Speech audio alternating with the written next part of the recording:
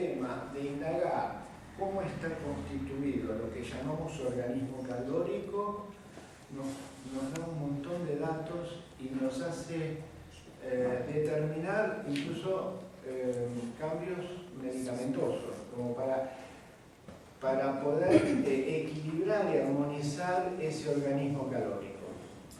Y el organismo calórico precisamente es el puente que reúne, que es parte fundamental de esta charla, es el puente que reúne lo corporal y lo anímico espiritual. O sea, el verdadero puente psicosomático. Uno de las predisposiciones es la sensibilidad al frío. La otra es la regulación glucémica.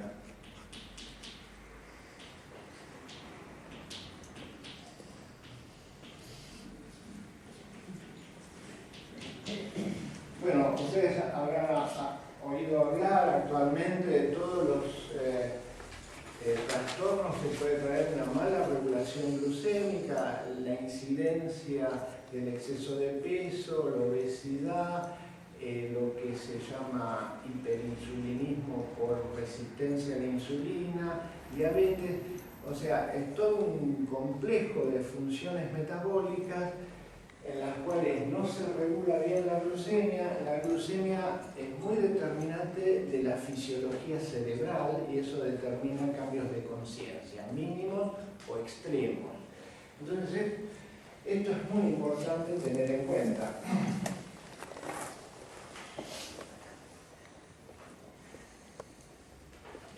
El otro son las emociones.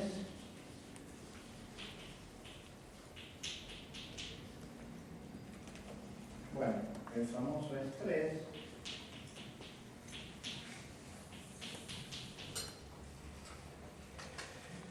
Y actualmente se agrega, bueno, los miedos, el pánico y los shocks. Todas estas son situaciones predisponentes que si las tenemos en cuenta y las homologamos a determinadas constituciones, vamos a tener una determinada susceptibilidad que va a estar abierta o cerrada a determinados cambios climáticos, alimentarios, biológicos y microbiológicos, ¿no? Entonces, fíjense cuántos, o sea que la enfermedad es una situación policausal, no hay una causa, sino hay muchísimas causas. Para poder entender al ser humano, Rudolf Steiner hizo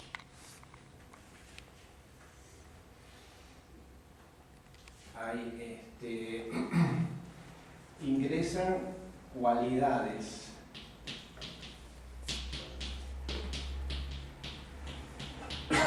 tales como olor, aroma, textura. En este ámbito son estas características. Es un ámbito muy quieto y además cerrado. En este ámbito, que llamamos metabólico motor, hay fundamentalmente movimiento.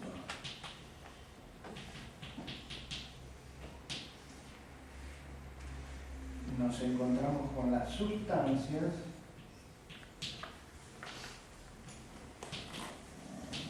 aquí hay frío y aquí hay calor.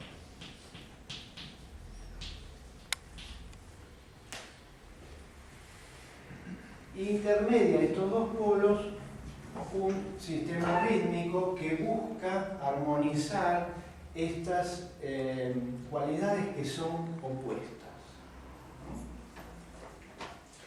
Nosotros nos basamos en la caracterización de todos estos elementos como para poder ver primero qué es lo que está desarmonizado. Y hemos elegido como dos enfermedades que tienen tendencias y que son dinámicas, porque esta triestructura es una descripción del organismo humano en cuanto a su forma, pero esa forma en la cual se desarrolla una actividad, o sea, la dinámica del organismo humano, o sea, detrás de la forma hay una determinada dinámica, hay una dinámica superior que tiene estas características y una dinámica inferior que tiene estas características. Muy bien.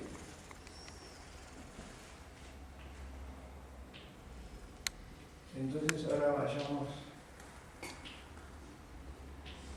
al tema más preciso.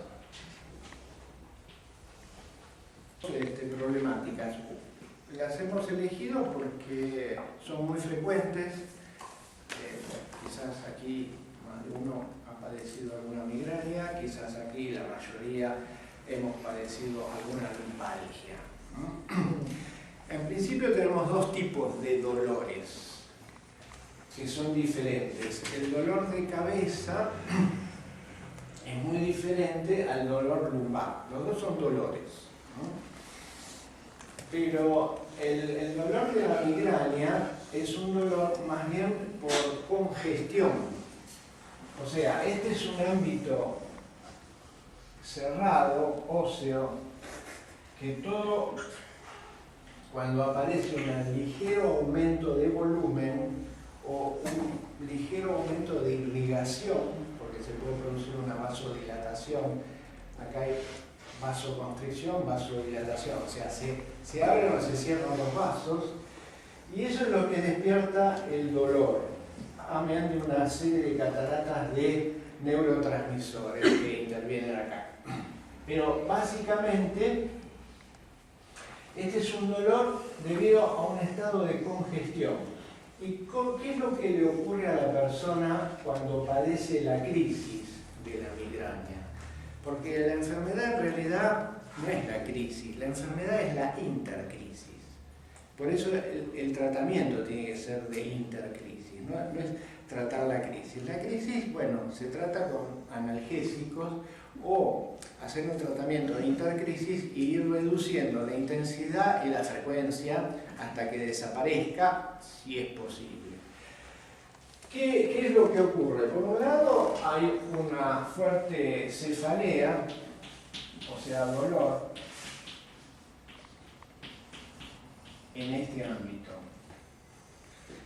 Todo lo que aquí aparece como quietud, todas estas cualidades se alteran, o sea, los sentidos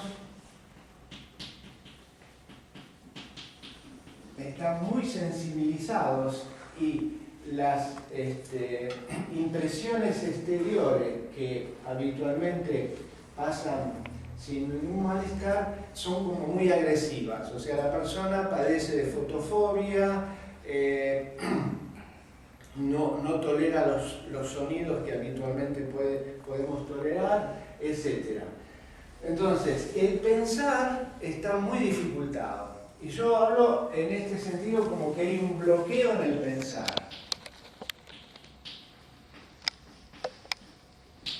La fuerza que uno tiene que poner para pensar aquí está bloqueada. Esto es una de las características de la enfermedad, el bloqueo de la voluntad. Hay síntomas que pertenecen a este ámbito, el ámbito donde las sustancias tienen un proceso y donde entonces aparecen característicos síntomas como náuseas, que pueden llegar al vómito.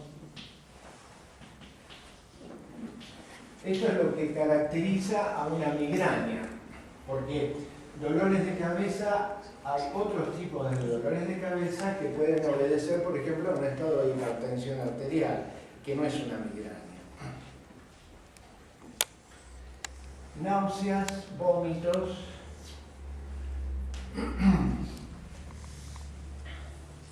Y también hay una alteración en el sistema rítmico, como, bueno, como dije antes, que puede haber vasodilatación o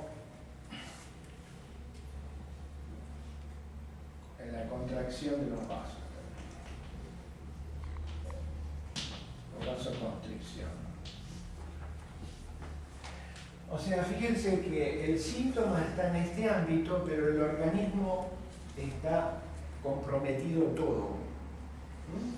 Luego Steiner da una expresión un poco bien clara. Él dice que la migraña es como que la digestión se produce en la cabeza. Hay un proceso digestivo en la cabeza. Es una manera así un tanto para que uno le llame la atención, ¿no es cierto? Y precisamente ocurre eso, puesto que esta función rítmica es alterada, porque todo lo que ocurre en este ámbito que genera un caos invade hacia el ámbito cefálico. ¿Y esto por qué ocurre? Pueden haber dos situaciones. Porque en este ámbito hay dos tipos de fuerzas. Una en esta dirección y otra en esta dirección. Y lo normal, lo habitual, es que estas dos fuerzas sean ritmizadas en este ámbito. Cuando hay una alteración, entonces ocurre que esta fuerza, que tiene que quedar en este ámbito, invade y llega a este ámbito. Entonces, las causas pueden obedecer a dos situaciones. Una, que la fuerza esta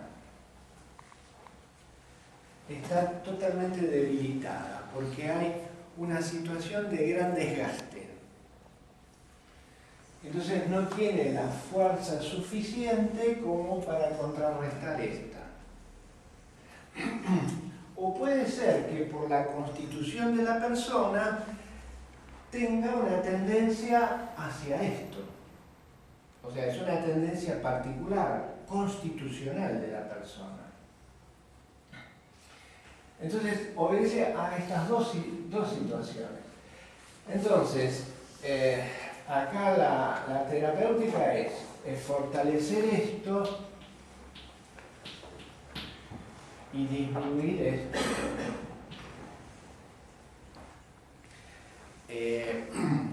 Indagando un poco, siempre detrás de una migraña aparece algunos antecedentes donde está, no siempre, pero es frecuente, donde está alterado el hígado.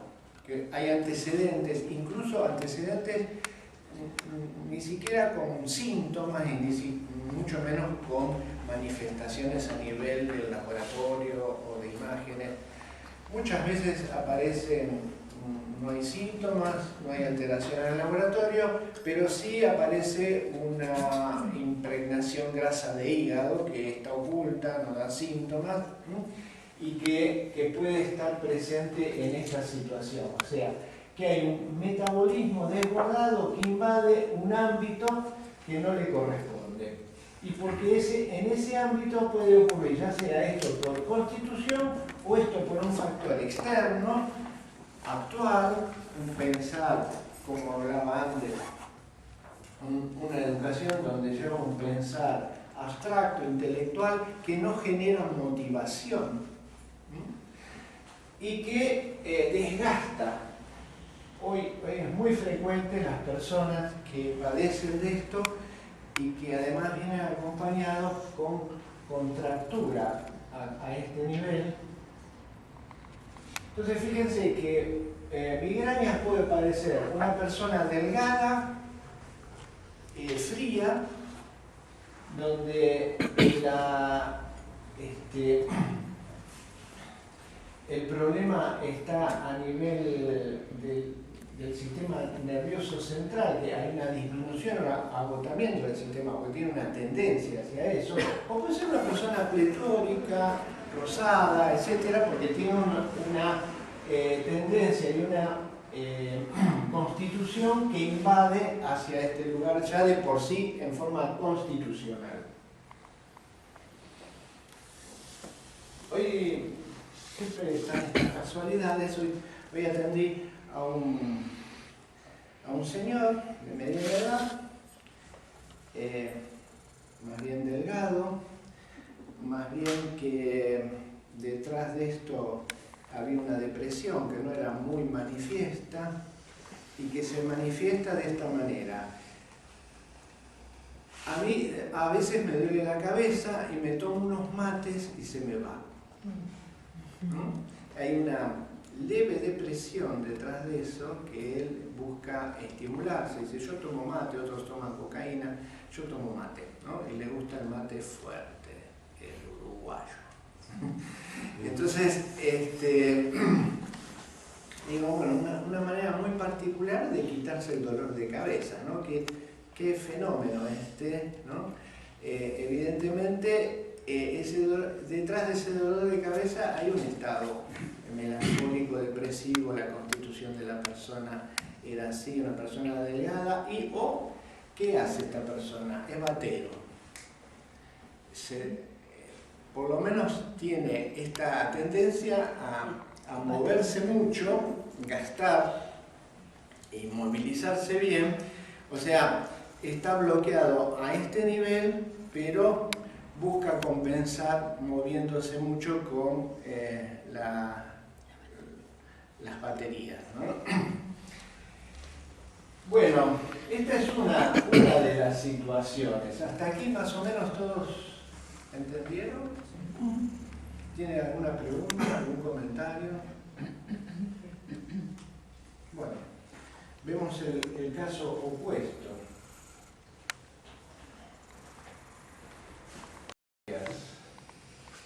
En las lumbalgias entonces aparece un dolor, un fuerte dolor en este ámbito. Y el fuerte dolor en ese ámbito es debido a un desgaste, a un agotamiento del músculo, fundamentalmente, ¿no? El músculo se agota por un gran esfuerzo.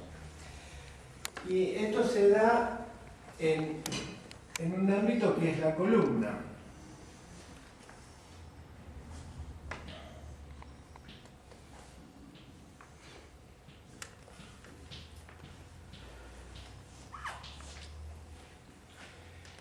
Y la columna es un eje que tiene todas estas torsiones, pero que nos permite la posición vertical. Todas estas torsiones nos dan un sostén de algo que es bien vertical, pero que no se ve. Lo que se ve es esta columna que gira así, pero hay un eje. El eje no es visible, pero está. Precisamente hasta aproximadamente la séptima cervical, la séptima vértebra cervical, hay un cambio. Hacia arriba se sutiliza. Las vértebras casi son como huesitos de pollo, muy finitas, muy chiquititas. Y hacia abajo se materializa.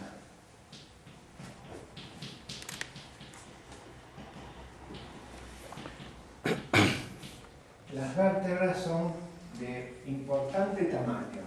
O sea, estamos en esta situación dual de dos fuerzas. Una que tiende hacia la gravedad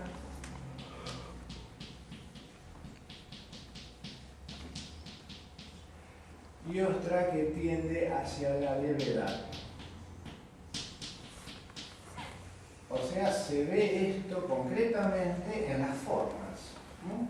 o sea, en la sutilización de las formas y el contenido de las sustancias.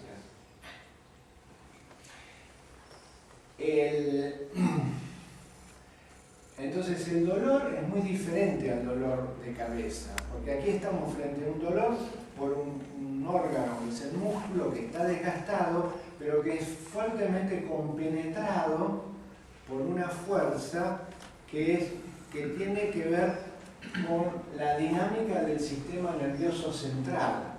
O sea que esta tiene una fuerza del sistema nervioso central que atraviesa la zona rítmica y penetra fuertemente en el ámbito donde tiene que estar el movimiento. Entonces acá tenemos un bloqueo del movimiento.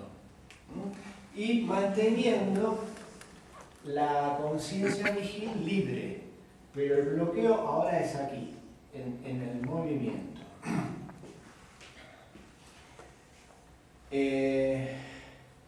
¿Cuáles son entonces ahora las medidas? Lo que influye mucho acá es, primero, no administrar adecuadamente las fuerzas.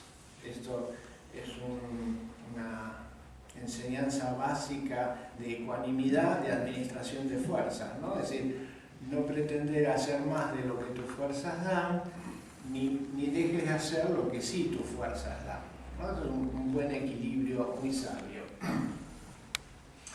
La otra es, el calor, porque esta tendencia donde esto se manifiesta con calor en este ámbito, pero viene una fuerza que enfría, ¿no? Y endurece, o sea, una fuerza endurecedora y fría. Entonces, lo que vamos a hacer es un tratamiento con calor, o sea, vamos a cuidar el organismo calórico. ¿Cómo? Bueno, a través del calor físico, con una buena vestimenta, con baños calientes, porque otro factor que juega aquí es el estrés, o sea, con un calor anímico a través de actividades creativas, recreativas, conectándose con pensamientos ligados a lo espiritual. Eso da calor de entusiasmo, calor anímico, calor corporal, y evitamos esta situación.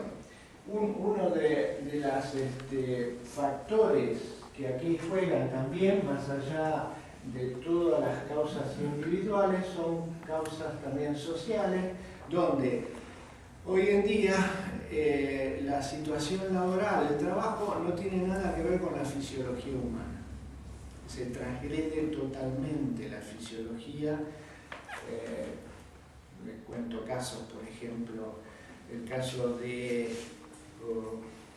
el otro día me vino a hacer una consulta un señor que hace ecografías. El señor muy tenso, con dolores de rodilla, dolores lumbares. Y bueno, el pobre hombre se buscó un turno de 7 a 2 de la mañana para trabajar. Resulta que ahora se hacen ecografías nocturnas, o sea, para seguir utilizando los aparatos, ¿no? Y dando horarios más tranquilos. Para él es una tranquilidad atender ahí, pero él está alterando el ritmo sueño-vigilia. Hace ya varios años trataba a un señor que tenía diabetes y trabajaba en el catering del aeropuerto. Imagínense, hacía turnos rotativos de 8 horas.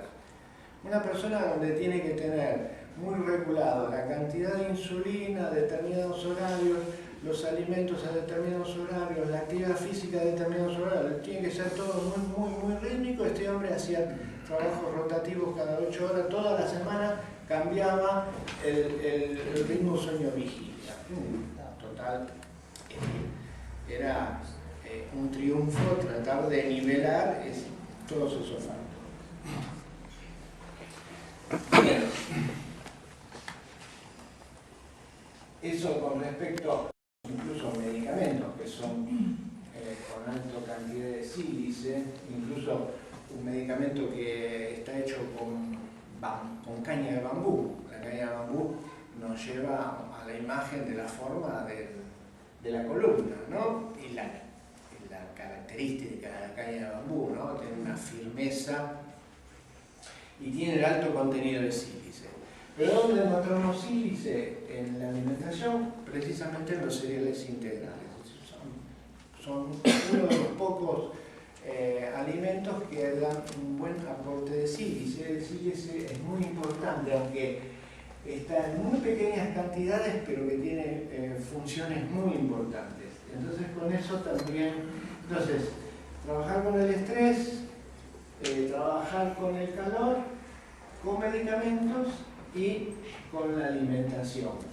Por supuesto, tanto es el que padece cefaleas alivianar la alimentación, o sea que la parte metabólica motora no esté cargada, y especialmente también, que puede, por ejemplo, es decir, lo habitual es que los traumatólogos, antes de hacer cualquier cosa, lo mandan a decir, bueno, usted tiene que bajar de peso, con lo cual se aseguran de que el paciente no viene por largo tiempo. Y eso ocurre. Bueno, creo que por mi parte son las 8:30 más o menos, era lo que hemos hablado. Si tienen alguna pregunta.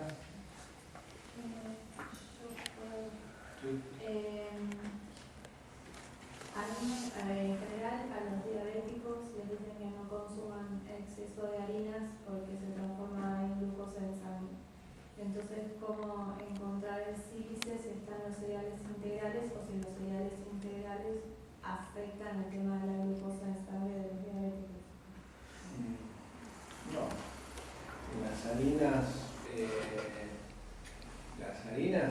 sí no son indicadas, pero los granos de cereales integrales sí, como por ejemplo la avena es un muy buen cereal para las personas que padecen esa enfermedad.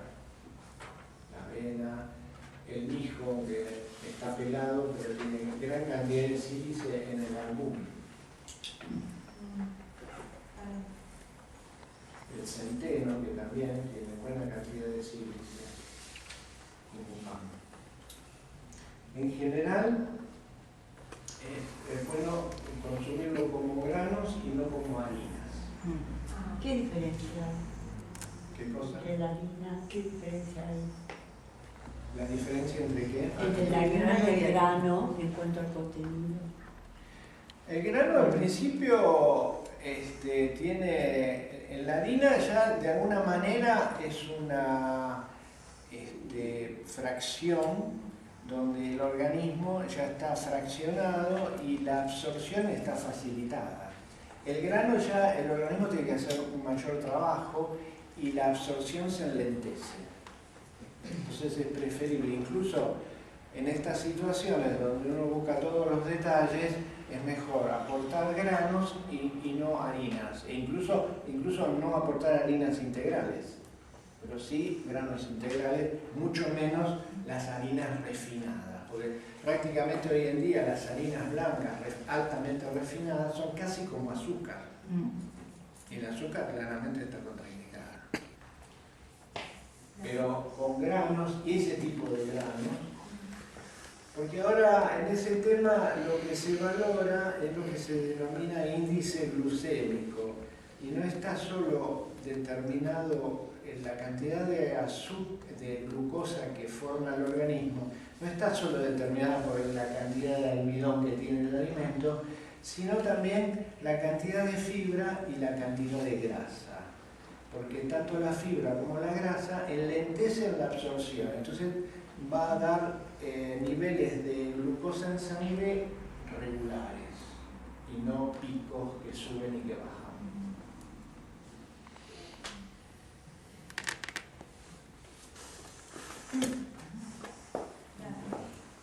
Muchas gracias por la atención. Gracias.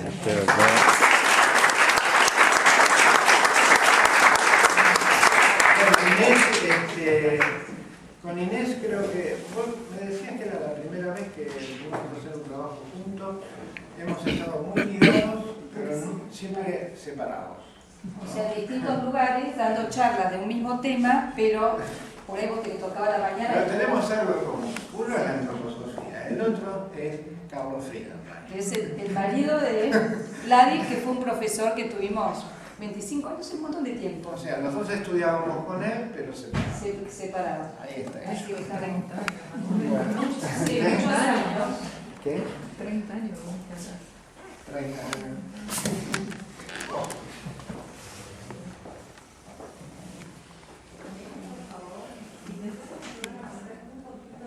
Para que miren. Y pertenezco a una asociación que se llama APSIA, que es la de psicólogos antroposóficos, que las voy a escribir acá para que ustedes, si quieren, digamos, averiguar de nuestras actividades, pueden meterse en la página. APSIA, como APSIA.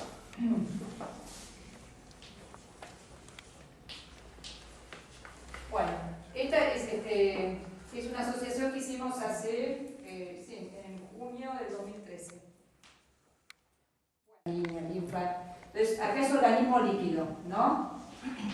Esto tiene que ver, y esto tiene ritmos y procesos, ¿no? Esto tiene que ver con, bueno, el cuerpo astral tiene que ver con el organismo aéreo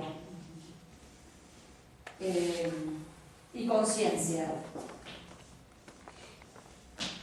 Y acá el yo tiene que ver con el organismo calórico y autoconciencia.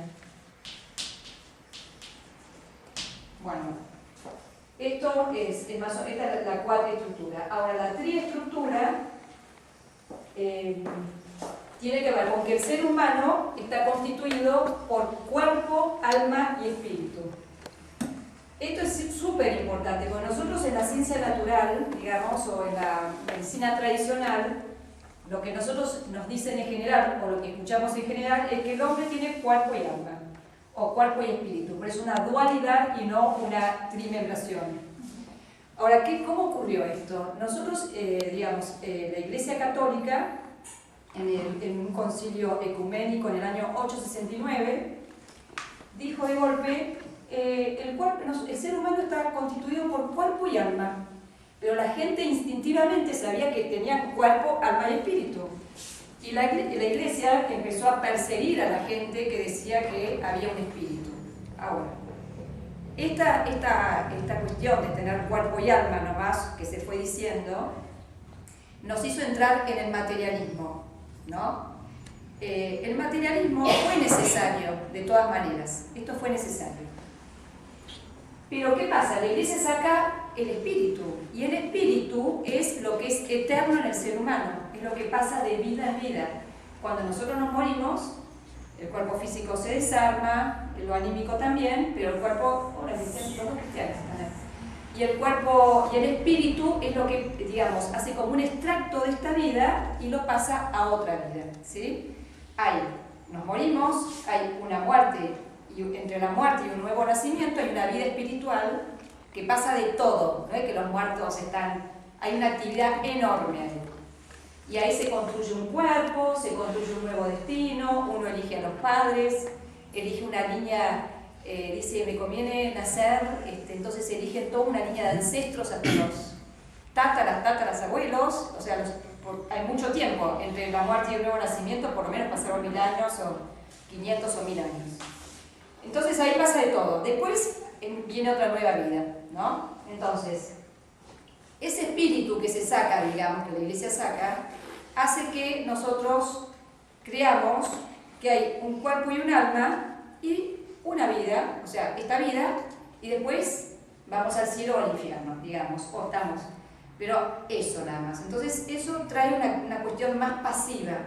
Yo de golpe puedo hacer cosas que no están tan bien, total, nadie me ve y qué sé yo. Pero si yo tengo en cuenta esta cuestión del espíritu, que hay consecuencias, entonces, porque lo que yo hago, o sea, si yo considero que hay un espíritu, entonces algo viene de vidas previas y algo va hacia vidas previas. Entonces lo que yo pienso, lo que yo siento y lo que yo hago, digamos, tiene consecuencias para mí para la humanidad y para la tierra. La cultura que hoy tenemos viene porque hombres anteriores a nosotros han creado una cierta cultura y lo que nosotros hoy hagamos, eso va hacia otro lugar también. Entonces, con el concepto de karma y reencarnación, o con la realidad de karma y reencarnación, a uno lo que le aparece es un gran sentimiento de responsabilidad. Ahora, fue necesario que nosotros entráramos al materialismo. ¿Por qué? Porque en una época antigua no es lo mismo la época de los griegos que la época proto-hindú o la egipcio-caldea. Nosotros si trajéramos a alguien de esa época acá, no nos entendería. Porque nuestro cuerpo etérico, nuestro cuerpo vital, digamos, nuestro cuerpo vital tiene que ver, acá también pasan, por ejemplo, tenemos los hábitos, las costumbres, la memoria, y este cuerpo etérico es como que se construye con la gente que nos rodea, o sea, no es lo mismo un inglés que un alemán o que un argentino. Estamos constituidos de distinta manera. Fíjense si trajéramos a alguien de Grecia, o sea, no nos entenderíamos. Ellos tenían otro tipo de conciencia. El pensamiento claro que nosotros tenemos, que es esta conciencia de vigilia, no existía en esa época. En esa época había una vida interior mayor y la vida de afuera no era tan importante, si nos vamos incluso antes que los griegos, bastante antes que los griegos, y el afuera era como más nebuloso, era como una conciencia onírica, pero sí había una gran vida interior, había mucha conexión con los dioses. Ahora, como nosotros somos, nosotros como seres humanos tenemos una misión, ¿no? Que es realizar el amor y la libertad. Hay jerarquías espirituales, nosotros somos la 10ª jerarquías. Hay jerarquías espirituales arriba nuestro, que son los ángeles, arcángeles, arcáis. Los ángeles tienen que ver con cada ser humano individual, cada uno tiene un ángel de la guarda, que ya hizo nuestro camino hace años y nos reayuda, o sea que hay que pedirle ese ángel. Después están los arcángeles, que tienen que ver con los pueblos y las lenguas. O sea, cuando uno va a un pueblo inglés o está en un pueblo español, son como distintas las culturas, las lenguas, la lengua, etc. Después están el arcai, que tiene que ver con la época. O sea, nosotros estamos en la 5ª época post-Atlante, que tiene unas ciertas características. Por ejemplo, en la 4ª época anterior a nosotros, que era la greco-romana, ahí ocurrió el misterio del Gólgota, ¿sí? Entonces, era distinto lo que pasaba ahí, y había ahí el misterio era el misterio de la muerte, donde la muerte se convierte en vida, ¿no? O sea, el misterio de la resurrección. Eso fue sumamente importante y es muy importante para hoy, que la muerte, Cristo con su muerte nos dice, gente, hay una vida después. Y no es una vida sola, una vida. Hay otra vida y más vidas adelante. O sea, Él nos dice que sí, el cuerpo físico muere, pero hay una vida después. Eso es muy importante. El misterio de hoy, de esta época, es el misterio del mal. Entonces, si yo tengo que realizar la libertad, tiene que aparecer el bien y el mal. Entonces yo tengo que poder elegir entre el bien y el mal. Y por ahí creo que el mal es bien y sigo ese mal y de golpe digo, no, por acá no era. Entonces yo tengo que saber eso, no me lo tiene que decir otro. Nosotros después del misterio del Gólgota está como Cristo adentro nuestro, que nos permite tener mucha claridad para discriminar, digamos, tenemos claridad, digamos, no tenemos que seguir a un gurú, que antes en otras épocas estaba hacia afuera, sino que ese gurú o ese maestro está dentro nuestro. Entonces ahora tenemos esta capacidad, con nuestra conciencia clara de vigilia, que en la época antigua no estaba, de conquistar el mundo espiritual. Nosotros tenemos que poder entender qué son las cosas, qué es lo espiritual que nosotros estudiamos, y con eso ir al mundo espiritual, ¿no? Entonces hay que fortalecer nuestras capacidades cognitivas. Hay ciertos ejercicios que Steiner dio en distintos libros que tienen que ver, por ejemplo, con el control del pensamiento, digamos. Si yo estoy pensando algo, no dejar que venga un pensamiento asociativo. Ahí se me desvía la fuerza, ¿no? Eso no está bueno. Si yo me propuse hacer algo, digamos, que mis actos anteriores, y los que si yo voy hacia allá, que los actos tengan consecuencias, que tengan una lógica, digamos. Que no, si yo decidí hacerme vegetariano, y lo dije, y después hago cosas que tienen que ver con los carnívoros, bueno, no estás preparado, mejor que uno no se proponga cosas que no puede hacer. porque ahí el hígado, digamos, afectamos a nuestro organismo. El hígado tiene que ver con que si yo me propongo una idea, esa idea yo la puedo llevar a la realidad. Ahora, si yo me propongo cosas que luego no hago, la verdad que no conviene. Steiner decía, no conviene. O sea, conviene ser realistas, ¿no? Y hacer lo que uno puede hacer, porque si no, uno se va creando una imagen de sí mismo muy fea, y esa imagen va perturbando nuestros órganos. Así que, cuidado con lo que pensemos, ¿no? Entonces, yo les quiero leer un lema de Gandhi, que me parece que está muy piola con lo que vamos a desarrollar ahora, y después seguimos, ¿no? Gandhi dice, ¿no? Dice, cuida tus pensamientos porque se volverán palabras. Cuida tus palabras porque se volverán actos. Cuida tus actos porque se harán costumbre. Cuida tus costumbres porque forjarán tu carácter. Cuida tu carácter porque formará tu destino. Tu destino será tu vida. O sea, fíjense, los pensamientos son fuerzas. Uno cree que puede pensar lo que quiere. No, hay ciertos pensamientos que nos llevan a un mal puerto. Tenemos que cuidar porque todo viene desde acá arriba.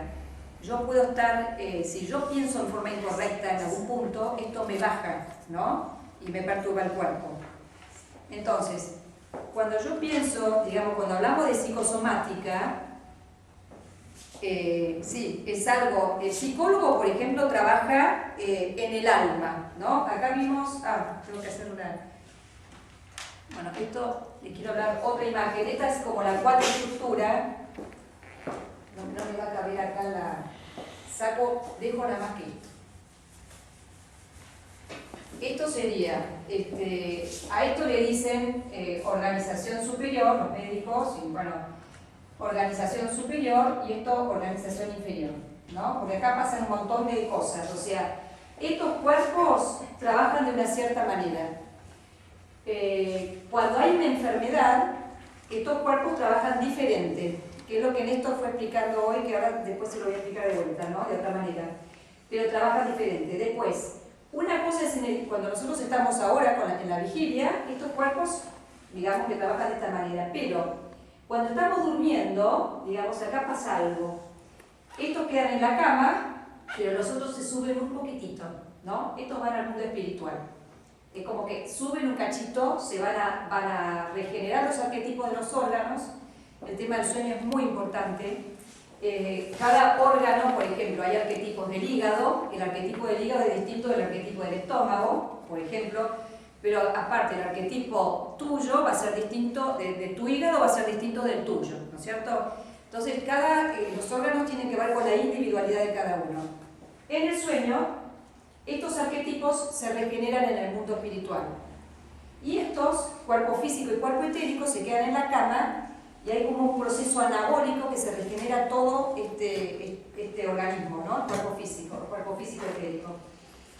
Nosotros, para tener conciencia, estamos destruyendo el cuerpo continuamente. Es la imagen de un leño.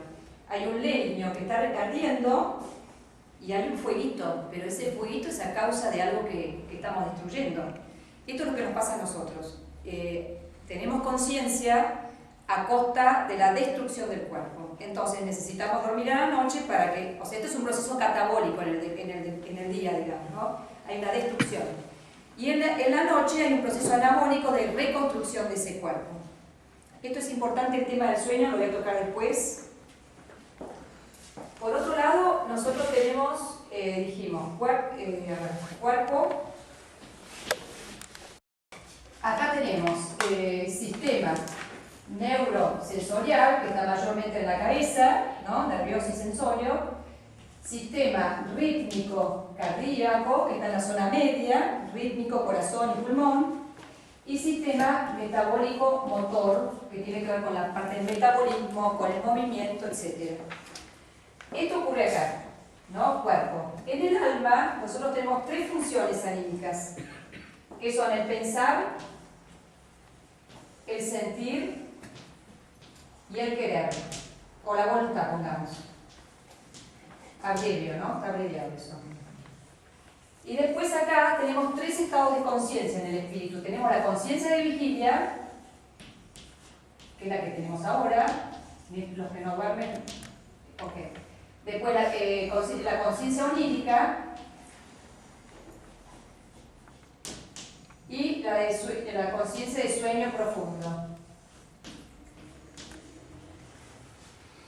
Bueno, esto sí. Entonces nosotros dijimos que la psicosomática, nosotros los psicólogos trabajamos en esta zona. El médico trabaja más en la zona corporal, ¿no? Todo esto. Bueno, esto es otra historia. Entonces nosotros, una enfermedad, digamos, las psicosomáticas en general es algo que nosotros no trabajamos a nivel anímico que se desplaza al cuerpo. Por ahí tenemos un problema que nos preocupa,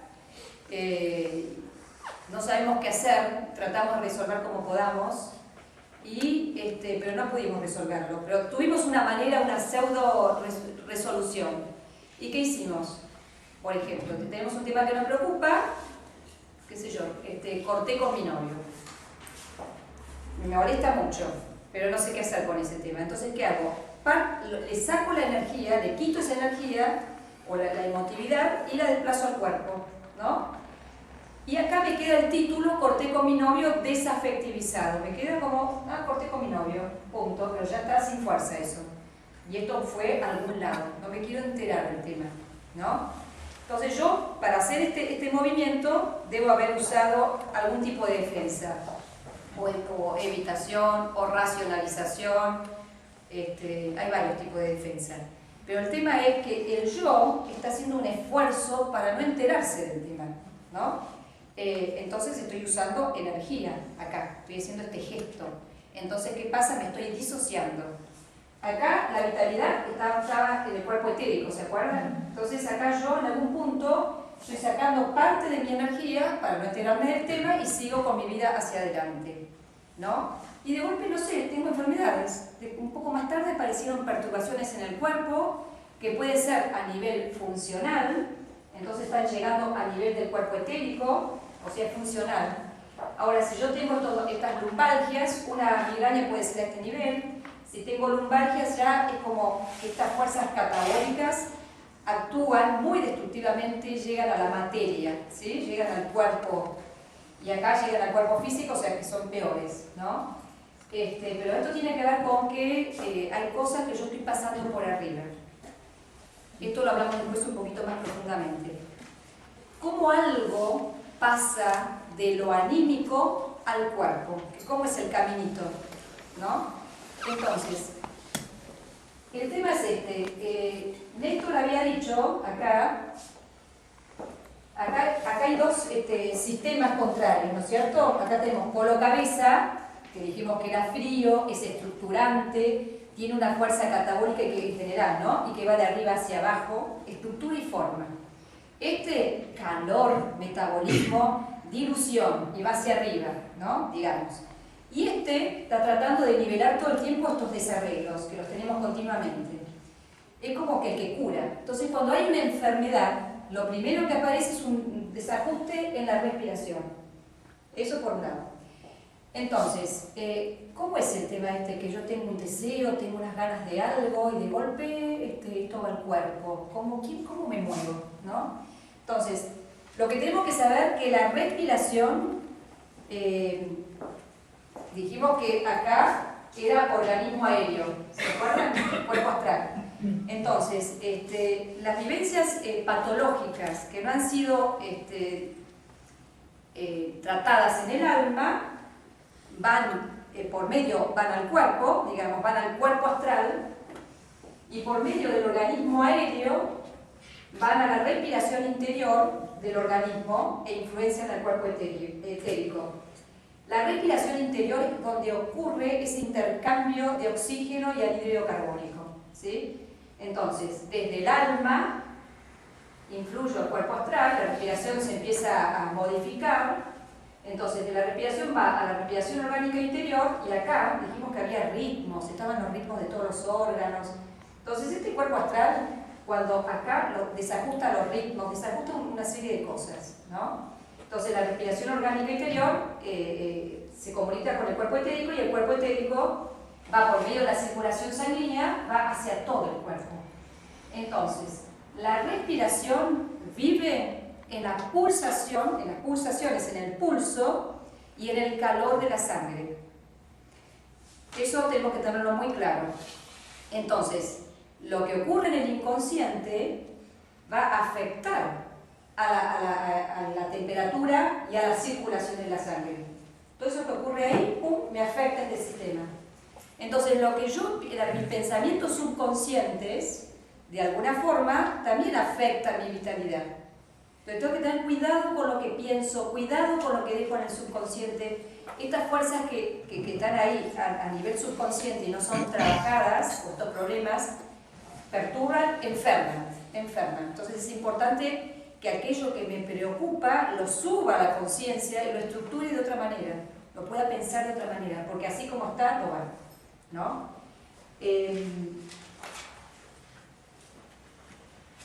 Otra cosa que era, otro tema importante, si nosotros queremos ver una emoción, digamos, por ejemplo, en el miedo, ¿cómo uno ve el miedo?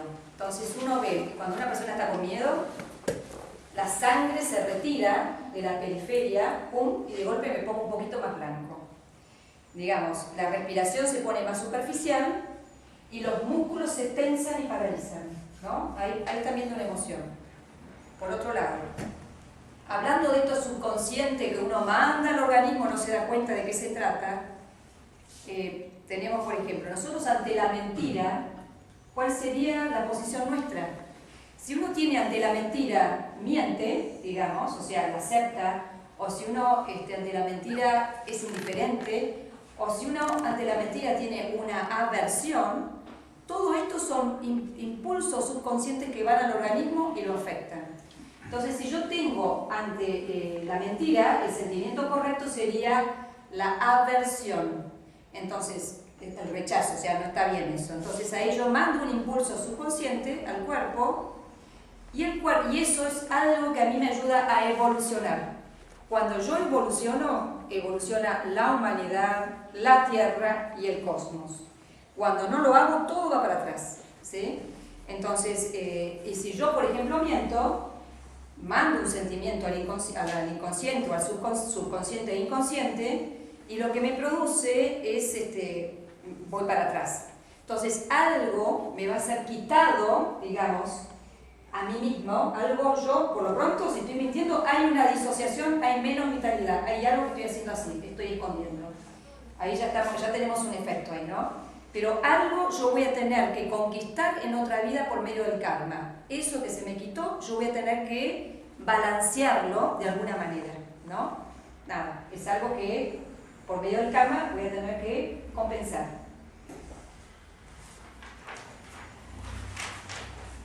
Si me quieren, si quieren interrumpir o decirme alguna cosa. ¿Cuánto trabajo para las próximas generaciones desde el punto de vista del karma? Tenemos mucho trabajo, pero ¿sabes qué? Tenemos que agradecer al karma porque nos da la posibilidad de evolucionar. Que tenemos un montón de vidas. Yo lo digo por el tema de la mentira. Ah, el tema de la mentira, sí, Esta es una totalmente. época mentirosa. Sí, totalmente. Otra cosa. ¿Dónde va toda esa sensación de que a uno le están mintiendo? No entiendo. ¿Que a uno le mienten o que uno miente? No, que a uno le mienten. Bueno, nosotros elegimos estar en esta época. Nosotros es la época que dijimos que donde es la época del bien y del mal, ¿no? Es el misterio del bien y del mal. Nosotros tenemos que poder lograr el bien a partir del mal. Y esto es adentro nuestro, no es que es afuera que vos me mentís, que vos sos el malo de la película. La cuestión viene que ahora yo tengo que ver dónde yo miento. Está bien, me mienten los políticos, pero ¿y yo qué hago con esto? ¿Y dónde yo también miento, digamos? O sea que yo tengo que trabajar, porque las fuerzas o la luz nace del trabajo de nuestras propias sombras. Esto lo sabemos bien, perfectamente Fidela, ¿no? el tema de ella es pintura terapéutica. La luz nace del trabajo con la oscuridad. O sea, no es que la consigo de afuera.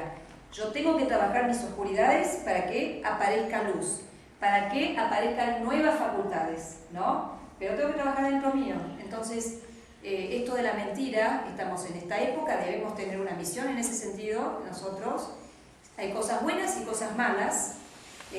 Quizás nos tenemos que cansar y tenemos que hacer otra cosa nosotros, no sé, pero alguna cosa tenemos que hacer frente a esa mentira, ¿no? Porque la mentira lo que hace es una disociación en el cuerpo etérico y nos vamos quedando cada vez con menos energía.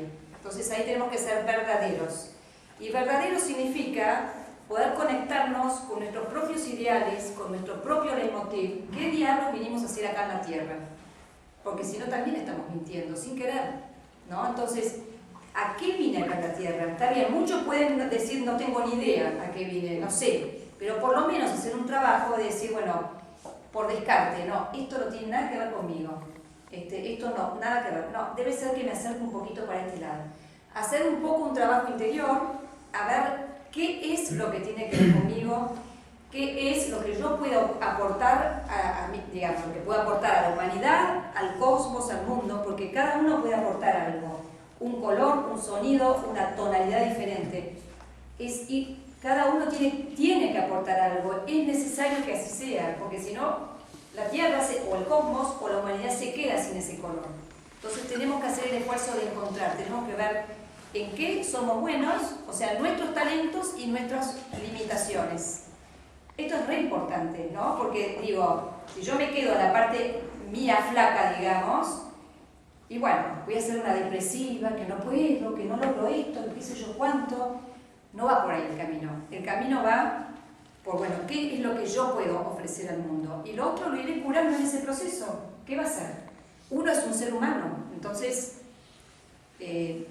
bueno, otra cosa que le quería decir yo, ante la mentira, ¿no vale la corrección? Ah, sí, perdón, sí, hay que hacer que el pensamiento ante la mentira, es verdad, gracias por hacerme acordar, cuando uno escucha la mentira, sería importante que uno ponga el pensamiento correcto, tiene que oponer y poner el pensamiento correcto para que esto entre en nuestro organismo, o sea, porque si no actúa tipo fuerza de la naturaleza, que arrasa. Entonces acá uno tiene que decir, no, esto no es correcto, por lo menos decirlo, ¿no? Y esto ya frena.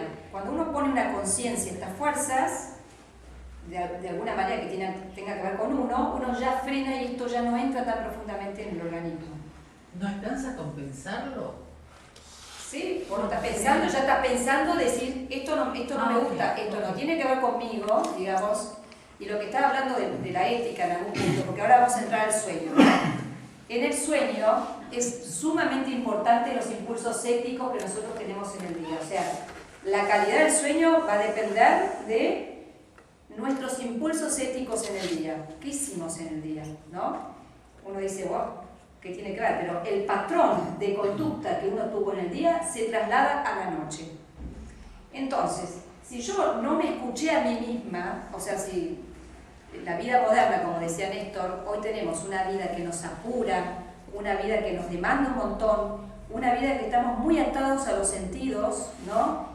Muy poco conectados con nuestro interior, hay poco tiempo para la tranquilidad y la vida interior, y justamente en esa vida interior yo puedo pensarme a mí misma, puedo reflexionar, puedo decir, no, esto no lo quiero de esta manera, o ¿para qué estoy haciendo esto?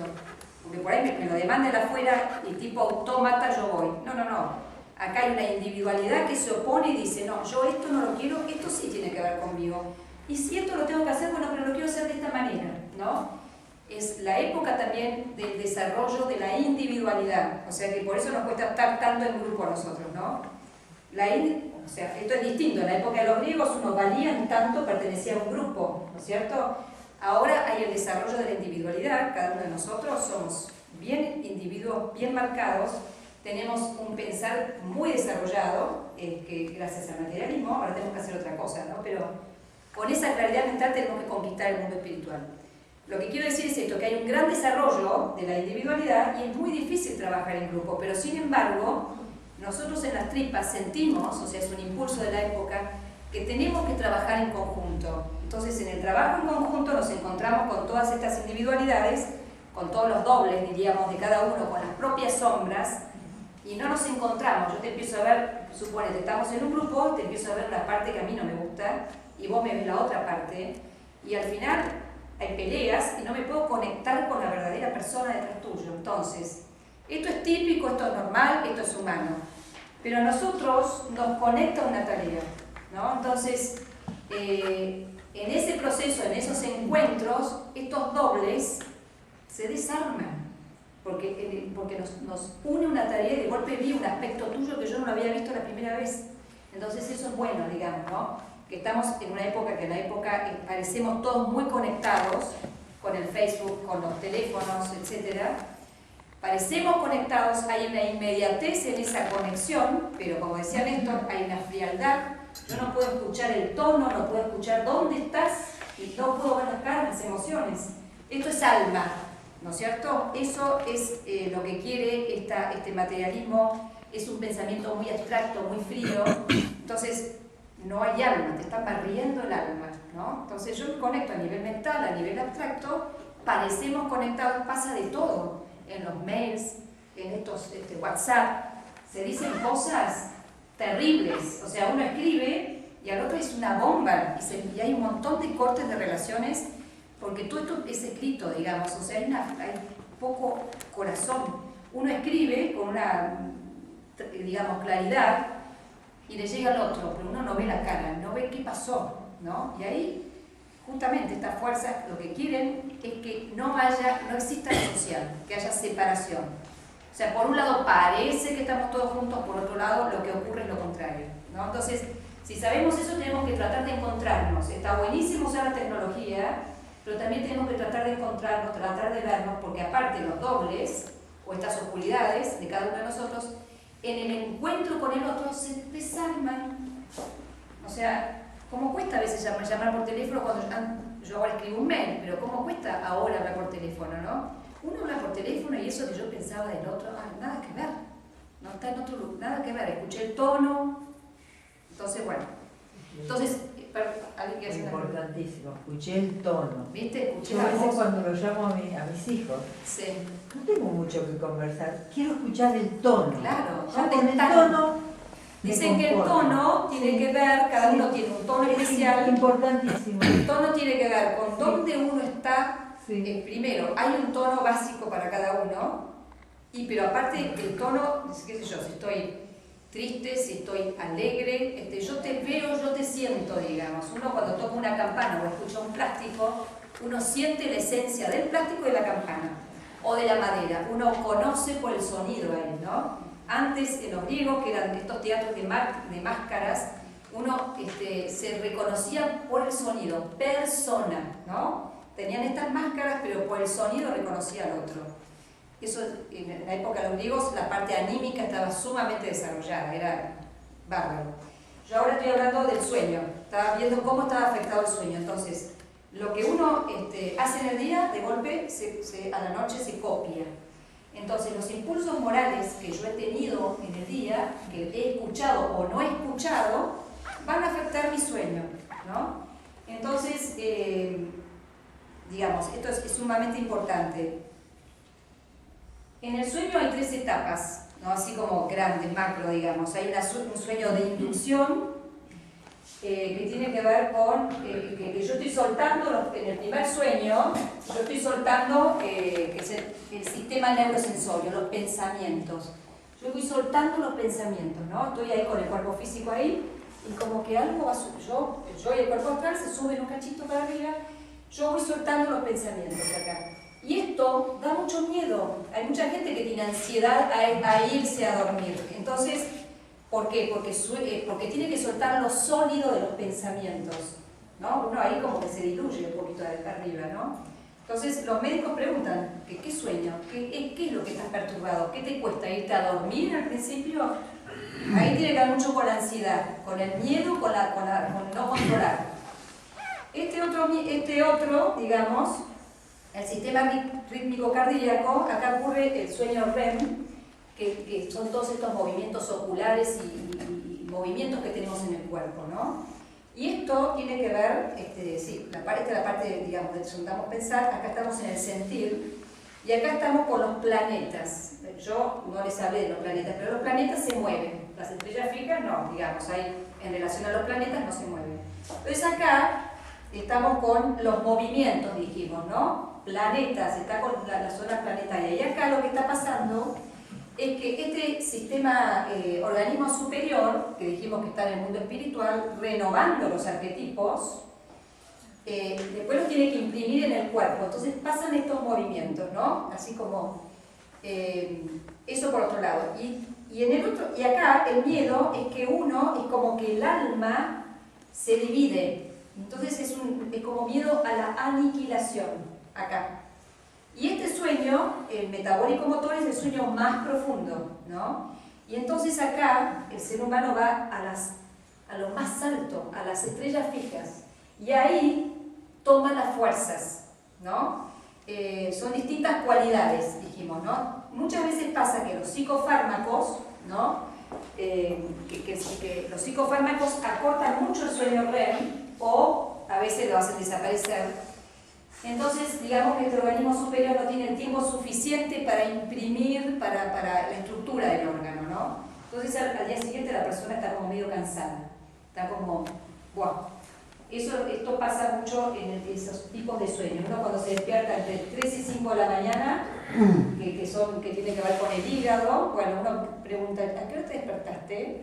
3 de la mañana o 5, bueno, ahí está funcionando el hígado, acá tiene que ver con el sistema metabólico motor.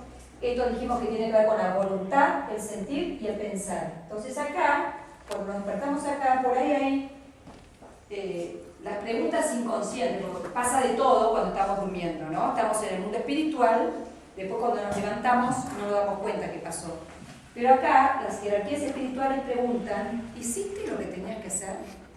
¿Te conectaste con tu cuestión más interna, tu leitmotiv? ¿Acá sentiste en forma correcta? Digamos. Son todas preguntas y cuando uno se levanta al día siguiente, dicen que conviene no despertarse pum de golpe y conectarse rápidamente con los sentidos, sino como quedarse en esa duermevela 10 minutitos, porque ahí uno trae algo del mundo espiritual, ¿no? Una idea, tengo que ver a tal persona, me siento mal, medio triste, tengo que resolver este tema. Ahí hay mucha data, digamos, del mundo espiritual. Es importante que no nos despertemos muy rápido, ¿no? Para cachar algo de allá del mundo espiritual. Entonces, lo que dijimos que la ética que tuvimos en el día se traslada a la noche. Lo que se traslada son los efectos. La ética, nosotros necesitamos estar despiertos para tener ética, para saber qué está bien y qué está mal. Cuando estamos dormidos, pero sí pasan los efectos. Entonces esta ética significa escuchar a mi voz interior, ¿no? Además de la mentira y todas estas cosas que sabemos que no son éticas, por ahí sabemos que si yo tengo una cierta enfermedad, bueno, por ahí tengo que salir a caminar y no lo hago, por ahí tengo que, qué sé yo, preguntarme cosas, o sea, hay ciertas cosas que yo debería hacer que no estoy haciendo y eso se traslada al sueño y el sueño no va a ser un sueño tan profundo, ¿no? O tan regenerador.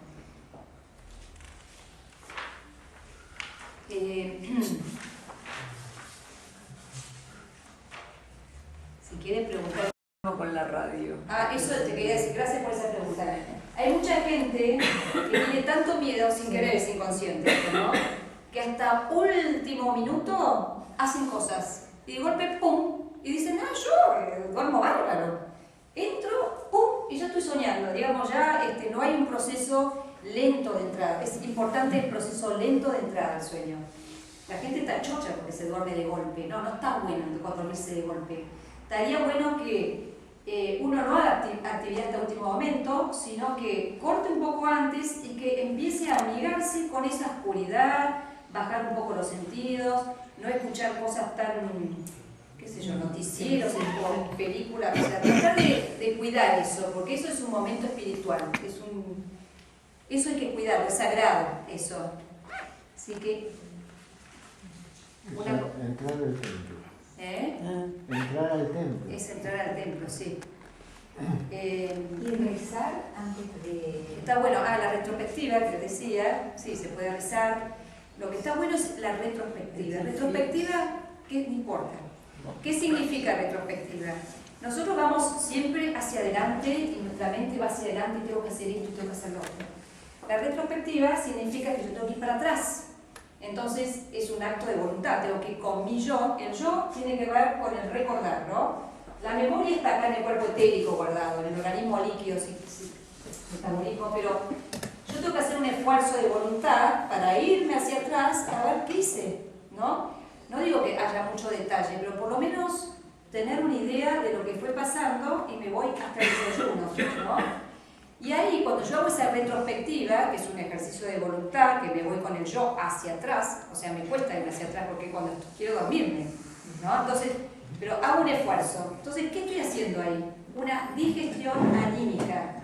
Es como que hay toda una mira, hablamos de este tema, hablamos del otro, esta persona está vestida de esta manera, por ahí me llamó la atención, ¿no? Entonces, no hay que analizar nada, simplemente poner todo esto en la conciencia e irnos hasta el desayuno o antes o cuando me fui despertando a la mañana. Todo esto que parece que no tiene, sin embargo eso ayuda muchísimo porque es una predigestión y ahí voy mucho mejor al sueño, ¿no? Como hice un trabajo de voluntad. Y todos los actos de voluntad que yo haga son actos eternos. Esto que dijimos que el espíritu no muere, digamos, esto queda ahí. Todo lo que yo haga, lo que decía Jesucristo, decía, lo que importa, no importa cuántas veces te caigas, lo que importa es que te levantes 70 veces 7. Eso es lo que importa. Es siempre, siempre conviene, digamos, intentar algo, intentarlo, continuar. No importa si te caes. Si te caes, ¿quién aparece? El enemigo. Porque yo me veo de golpe y digo, tanto que me creo, no puedo. ¿Qué cosa? Siempre caigo en lo mismo y empiezo a pegarme a mí misma. No está bueno eso. Eso es lo que quieren las fuerzas oscuras, digamos, en algún punto, ¿no? Uno tiene que decir, soy un ser humano. Yo me acuerdo, San Pablo en el Evangelio, en algún momento decía, pero yo no quise decir eso. ¿Vieron que a veces uno dice algo que no quiso? San Pablo decía, yo no quise decir eso. Pero entonces, ¿quién lo dijo si yo no quise decir eso? Entonces él dice, el pecado en mí. O sea, nosotros, además de nuestro yo, nuestra alma, tenemos bastante oscuridad, o pecado, o como quieran llamarle, ¿no? Entonces eso a veces se impone, y este yo va atrás. El yo, el alma, digamos, o el cuerpo astral, digamos, está mucho más desarrollado. Este yo, recién lo tenemos, es más niño. Entonces, digamos, siempre va detrás, el alma es muy astuta, digamos, ¿no? El cuerpo astral es muy astuto, entonces muchas veces caemos en esas redes. Entonces uno tiene que ir educando, ¿no? Algo que dijo Néstor que me pareció que era importante es que el alma necesita el cuerpo para hacer, porque el cuerpo te da las experiencias del mundo exterior y entonces esa alma se va transformando. Entonces yo no voy a hacer lo mismo, qué sé yo, cuando tenía 5 años o cuando tenía 20 a cuando tenía 30. Esas experiencias me fueron transformando y ese es mi yo, es el yo el que guarda, digamos, todas estas experiencias. O sea que el verdadero ser está detrás de la experiencia, nosotros no lo vemos. Pues el materialismo todo el tiempo dice, che, esto es lo que existe, lo que no se ve no existe. Bueno, el verdadero ser, el que se transforma, nosotros no lo vemos, está detrás de la experiencia. Bueno, así que, y el yo tiene que ver con el espíritu, ese que hace toda esa transformación, el que guarda todo, digamos, tiene que ver con el espíritu. Así que esto es importante, son necesarias todas esas 3 partes, digamos. Nosotros, otra cosa que dijimos, ¿hasta aquí lo tengo? Perdón. 9:30.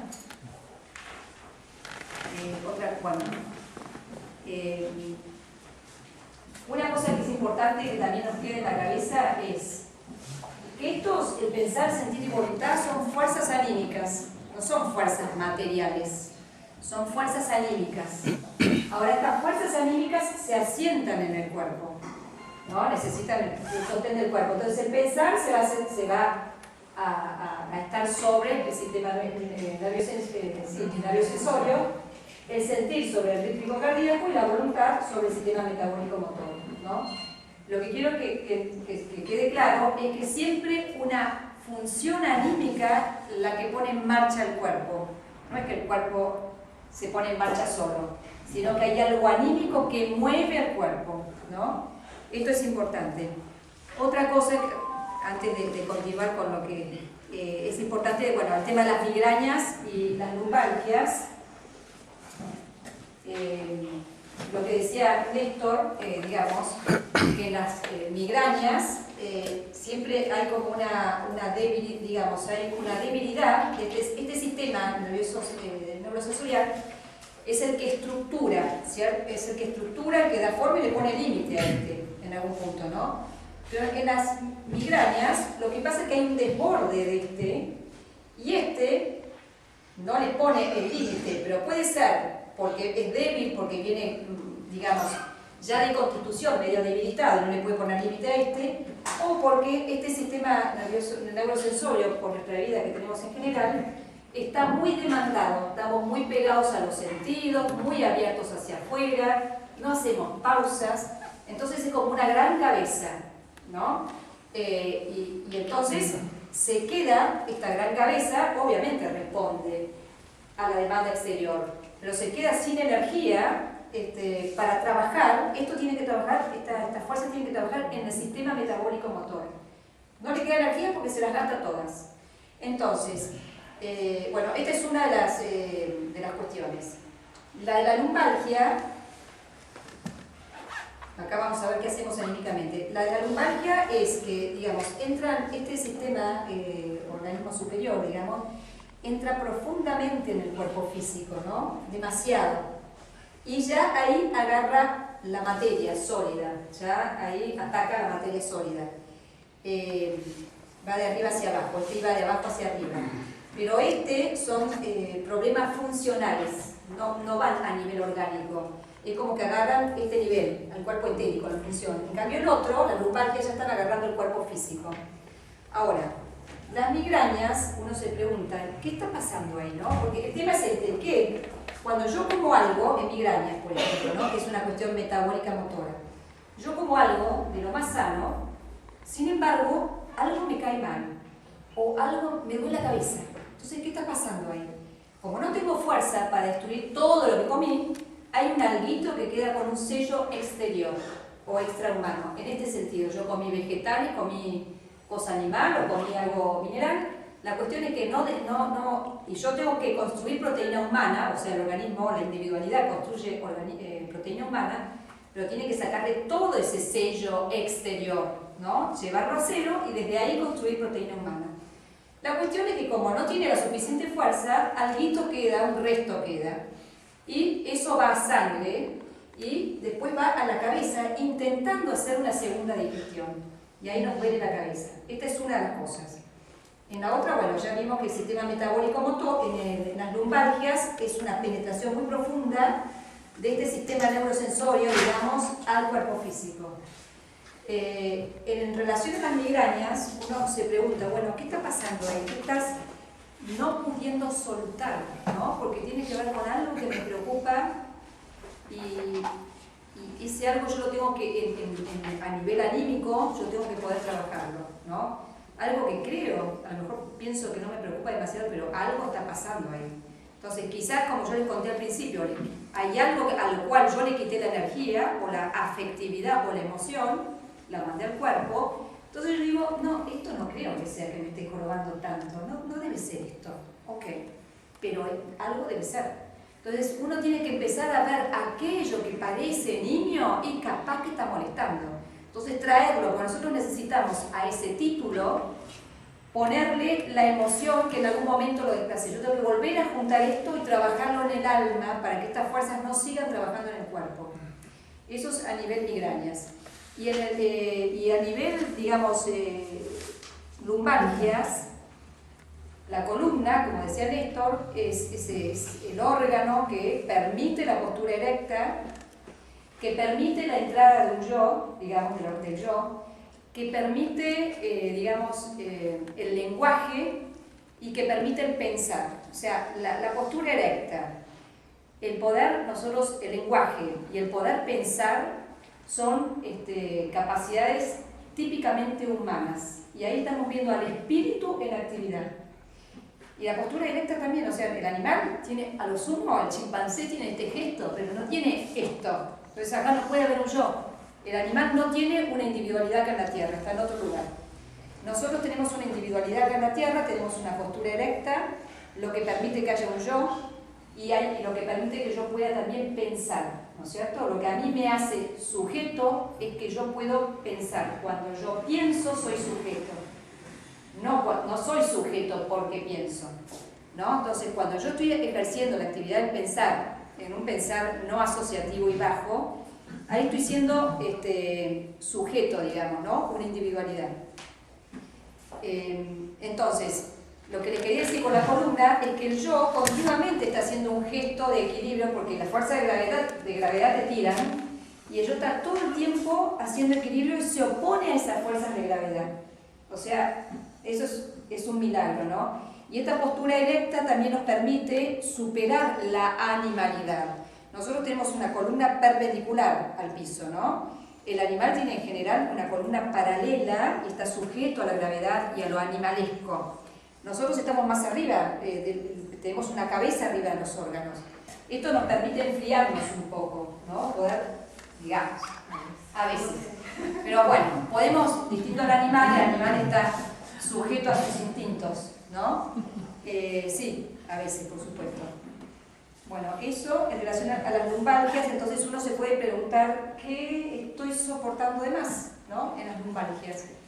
Es mi postura ante el mundo. ¿Qué es lo que yo estoy soportando de más? ¿Qué es lo que hay un tema de la omnipotencia que uno tiene que trabajar? Porque uno está metido en muchas cosas por ahí, sosteniendo varios frentes, creyendo que puede, pero evidentemente no puede, ¿no? En algún punto no puede.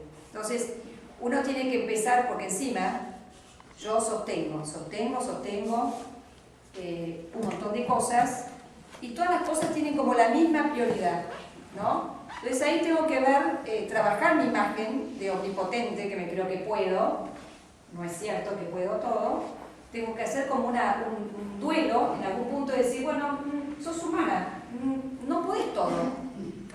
¿Qué es lo importante para vos? Bueno, 2 o 3 cositas. Bueno, el resto es todo secundario, ¿no? Entonces tenemos que poder hacer eso, ¿no? ¿Qué es lo importante? ¿Qué es lo secundario?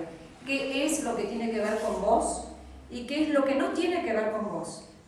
Y bueno, la gente, eso es todo un proceso psicológico, uno tiene que trabajarlo a nivel anímico, ¿no? A nivel corporal, ¿no? Tiene que subir a la conciencia esta enfermedad, ¿no? Entonces, bueno, esto es, le quiero leer de vuelta, no sé si me olvido algo, esto que empezamos al principio, para que nos quede re clarito, esto de Gandhi. Bueno. Y después me pueden hacer cualquier pregunta. Dice, cuida tus pensamientos porque se volverán palabras. Cuida tus palabras porque se volverán actos. Cuida tus actos porque se harán costumbre. Cuida tus costumbres porque forjarán tu carácter. Cuida tu carácter porque forjará tu destino.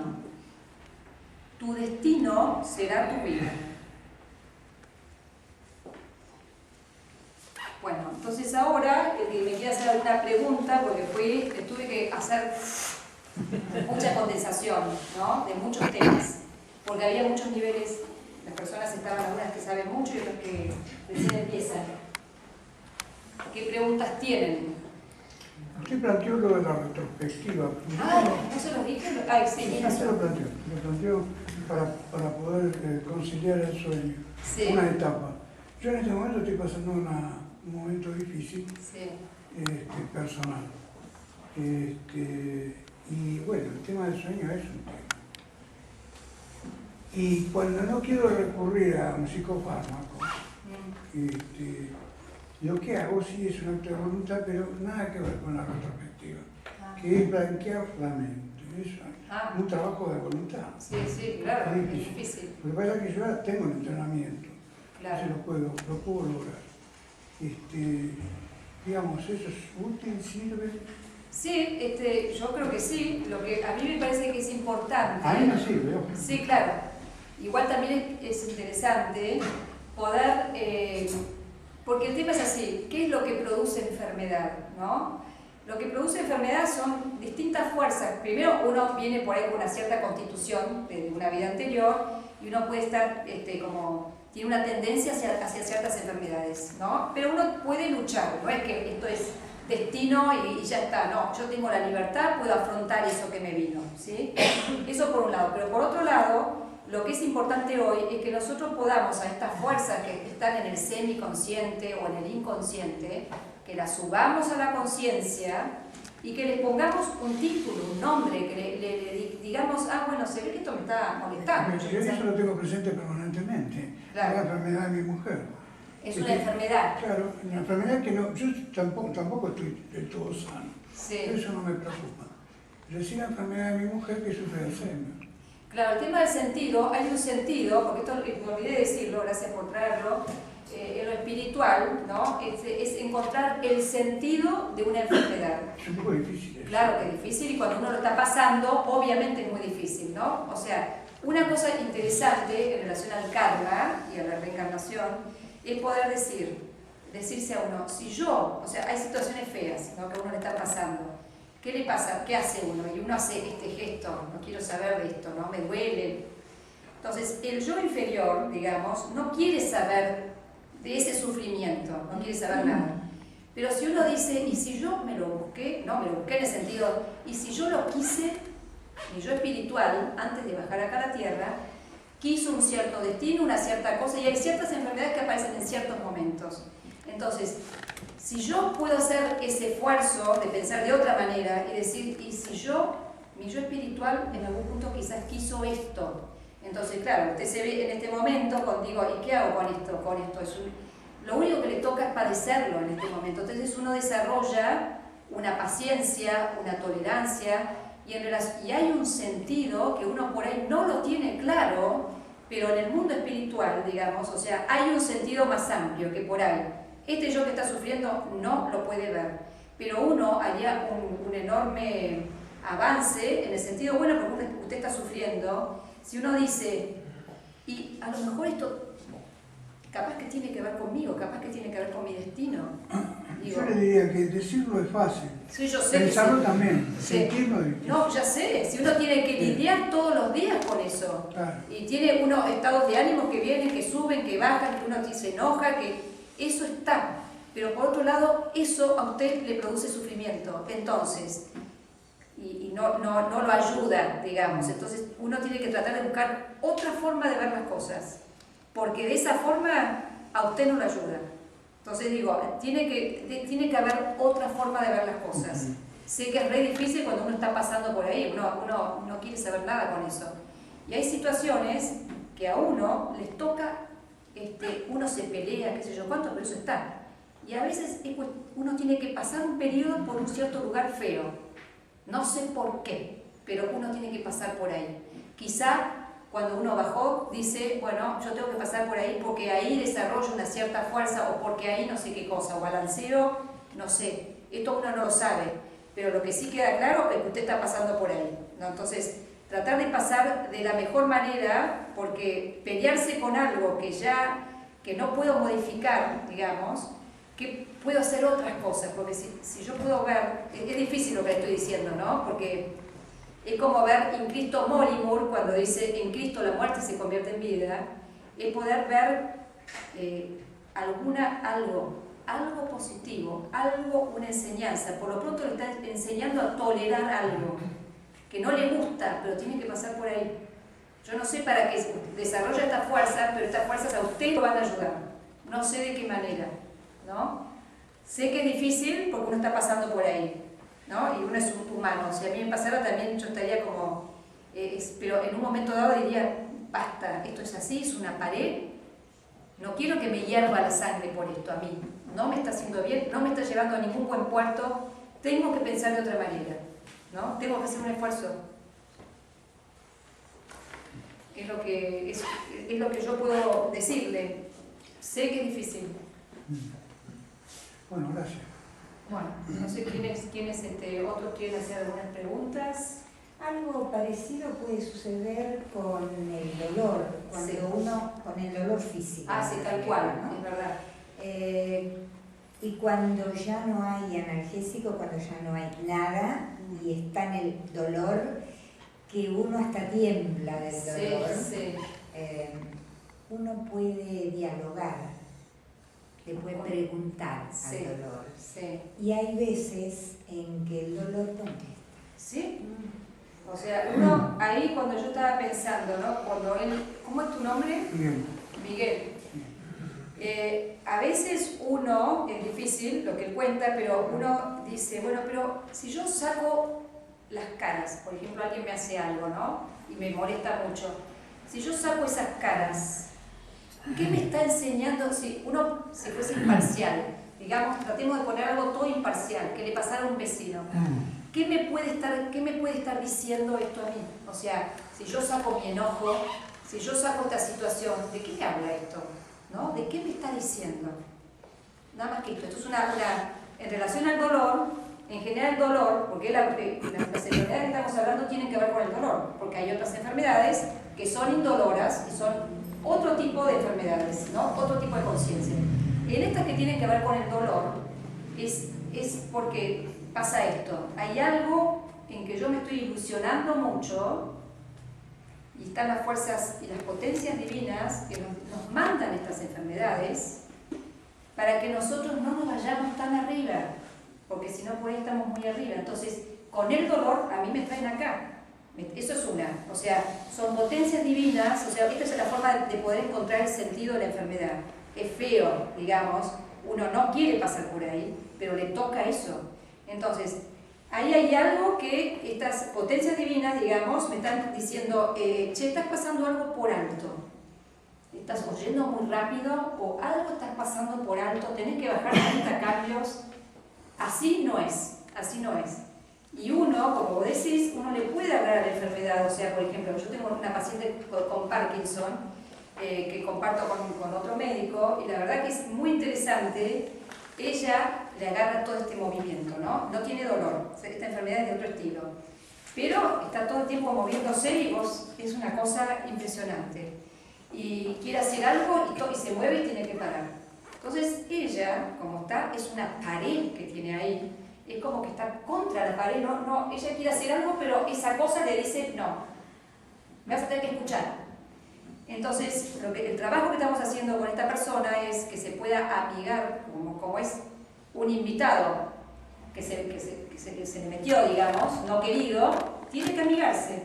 Entonces, la forma es, ¿cómo sos? Empezar a conocerlo. ¿Cuándo apareces? A la mañana. No, cuando estoy cansado aparezco más. Entonces, no me escuchaste. Entonces, cuando yo ya no leí los primeros indicios, entonces cuando yo empiezo a hacer esto, ya va a venir lo otro. Entonces, cuando viene esto, yo paro. Y yo me meto adentro y respiro, ¿no? Observo mi respiración.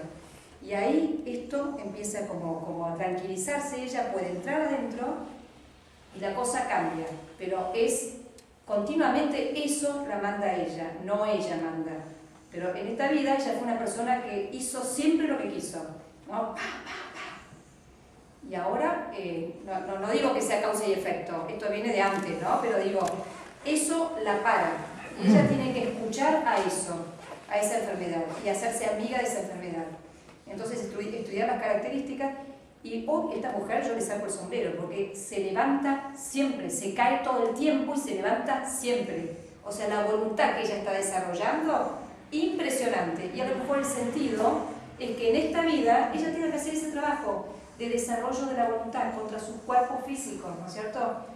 O sea, uno no sabe qué es lo que a veces qué vino a desarrollar, pero uno puede decir, debe tener que ver con eso. Es feo, pero esto, entre la muerte y un nuevo nacimiento, yo estoy en otro lugar totalmente distinto, como la gente que se muere de cáncer antes de digamos, que no hay que superar la enfermedad, sino que se muere, pero eso no fue, eso fue un proceso importante porque le va a servir entre la muerte y el nuevo nacimiento, curó un montón con eso. Entonces, hay un sentido que es más alto. Y uno tiene que poder encontrarlo, porque si no, estamos como los animales. Los animales están un nivel más abajo que nosotros. Ellos, el sufrimiento, no le pueden encontrar sentido. O sea, a ellos les toca o padecer o tener alegría. Pero cuando tienen dolor, no pueden saber. En cambio, nosotros sí le podemos dar un sentido a ese sufrimiento, ¿no? Esto es lo humano. Así que bueno. Quizás que el tema quizás es un concepto un poco difícil de confrontación, Sí. cuando uno dice que el dolor es conciencia. Y en realidad el dolor es algo fenomenológico que despierta conciencia. Claro, es verdad. Y quizás el camino a través de la enfermedad es la forma de esta persona de tomar conciencia. Se puede tomar conciencia por otro camino, pero el camino de la enfermedad lleva a tomar conciencia. Y a veces conocer la enfermedad también es a través de ver cuál es lo opuesto, ¿no? Si una persona, la enfermedad es movimiento, lo que antecedió fue la quietud. Y cuando hay quietud, antecedió el movimiento exagerado. Claro. Yo siempre he visto a las personas que se van endureciendo por la artrosis, muchas veces son personas que no pueden estar quietas. Entonces es una forma, Son como, una enseñanza. como imágenes reactivas Sí, claro. a lo anterior. Claro, es verdad. Pero bueno, yo creo que el hecho de tomar... Porque me dieron siempre, el hecho de tomar conciencia que la enfermedad es una entidad, y entonces yo pienso observar la entidad, ya de por sí ya eso es empezar a conocerla. O sea, solamente de entender de que es una entidad y que la empiezo a conocer. Sí, eso ya es amor, eso ya es amarla, eso ya es integrarla. ¿No? ¿Cómo trabaja eso en mí, esa enfermedad? Es una entidad, pero no es malo, digamos. Uno sí, claro, la padece, uno no quiere estar en ciertas situaciones, pero nos pasa para que nosotros evolucionemos. Es la manera. Bueno, por ejemplo, los médicos tenemos esta particularidad de ser los que anunciamos algo que a la persona no le gusta, ¿no? Y nuestro camino es entender espiritualmente la enfermedad que la persona padece en el cuerpo. Entonces nosotros tenemos que llegar a comprender como una imagen lo que el otro tiene penetrado en el cuerpo. Alguna vez alguien me dijo, vos te tendrías que poner insulina para saber lo que es una hipoglucemia. Yo dije, no necesito ponerme insulina. Yo sé lo que es una hipoglucemia porque conozco todos los fenómenos de la hipoglucemia. Tengo que padecerla así, bueno, sería una experiencia, pero tengo que llegar a hacer la experiencia corporal para saber lo que es una hipoglucemia. No. Puedo tener una imaginación, una representación de lo que es la hipoglucemia. La vivo no corporalmente. La enfermedad generalmente es una imagen que se penetra demasiado en el cuerpo. Bueno. Bueno, gracias.